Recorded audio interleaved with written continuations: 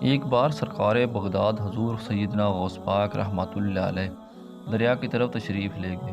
وہاں ایک 90 سال کی بڑھیا کو دیکھا جو زاروں قطار رو رہی تھی۔ ایک مرید نے بارگاہ غوثیت میں عرض کیا، یا مرشدی، اس ضعیفہ کا اکلوتا خوبرو بیٹا تھا۔ بیچاری نے اس کی شادی رچائی۔ دلہا نکاح کر کے دلہن کو اسی دریا میں کشتی کے ذریعے اپنے گھر واپس لا رہا تھا کہ کشتی الٹ گئی اور دلہا دلہن سمیت پوری بارات ڈوب گئی۔ اس واقعے کو آج 12 سال گزر چکے ہیں، مگر ماں کا جگر ہے، بیچاری کا غم جاتا نہیں ہے۔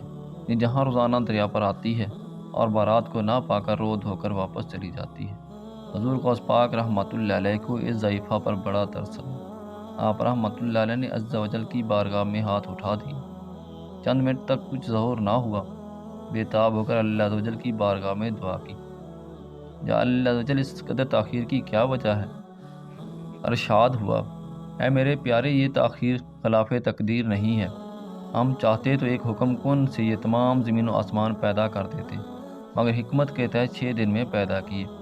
بارات کو ڈوبے ہوئے 12 سال گزر چکے ہیں۔ اب نہ ہی وہ کشتی باقی رہی ہے اور نہ ہی کوئی سواری۔ تمام انسانوں کا گوشت بھی دریائی جانور کھا چکے ہیں۔ ریزہ ریزہ اجزائے جسم کو اکٹھا کر کے دوبارہ زندگی کے مرحلے میں داخل کر دیا ہے۔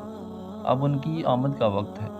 ابھی یہ کلام اختتام کو بھی نہیں پہنچا تھا کہ یکا یک وہ کشتی تمام ساز و سامان بمائے و دلہا دلہن باراتی آپ پر نمودار ہو گئی اور چند ہی لمحوں میں کنارے آ لگی۔ تمام باراتی سرکار بغداد شریف رحمۃ اللہ علیہ سے دعائیں لے کر اپنے اپنے گھر پہنچے۔